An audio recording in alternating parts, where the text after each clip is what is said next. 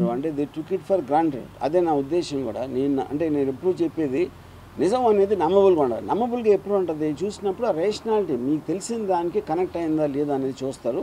అది 100% అయ్యిందని చాలా క్లియర్ కట్గా మాకు వచ్చిన రెస్పాన్స్ బట్టి, మేము చూసిన రెస్పాన్స్ బట్టి తెలుస్తుంది.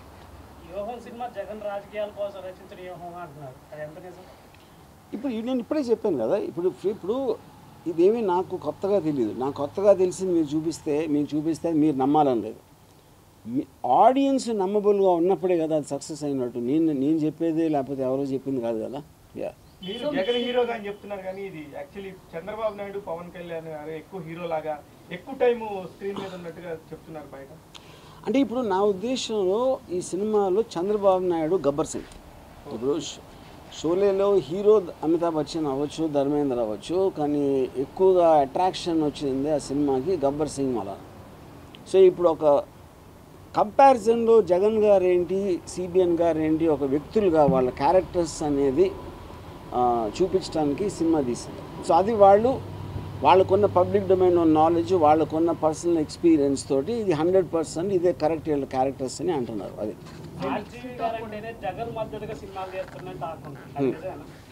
నేను చాలాసార్లు ఇది కూడా చెప్పాను. ఇప్పుడు నాకు జగన్ గారి మీద చాలా మంచి ఇంప్రెషన్ ఉంది. ఎందుకంటే నేను ఓదార్పు యాత్ర టైం నుంచి నేను ఆయన స్టడీ చేస్తూ వచ్చాను. ఫస్ట్లో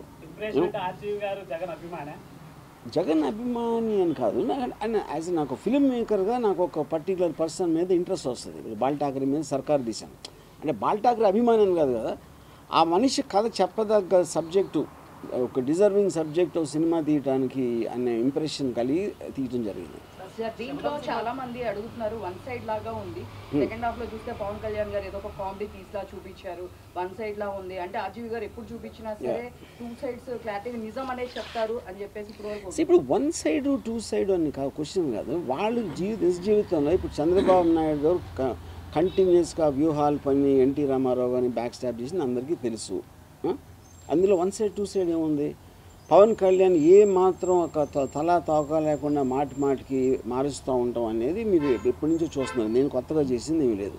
నేను ఇందులో ఏది కూడా జరగని నేను చూపించలేదు. అంటే ఇప్పుడు ఎన్టీఆర్ గారు బ్యాక్ స్టాప్ చేశారు, ఇట్లా వాళ్ళ ఫ్యామిలీ వాళ్ళే ఎప్పుడు దాన్ని ఒప్పుకోలేదు కదా. బట్ మీరే అంటే అదే కదా, వాళ్ళ ఫ్యామిలీకి అభిమానం లేక ఒప్పుకోలేదు. అందుకనే కదా ఆయన కంట్రోల్ చేసింది. వాళ్ళ ఫ్యామిలీ తప్పు చేస్తే ఎన్టీఆర్ ఫ్యాన్గా నేను ఎందుకు తప్పు చేయాలి?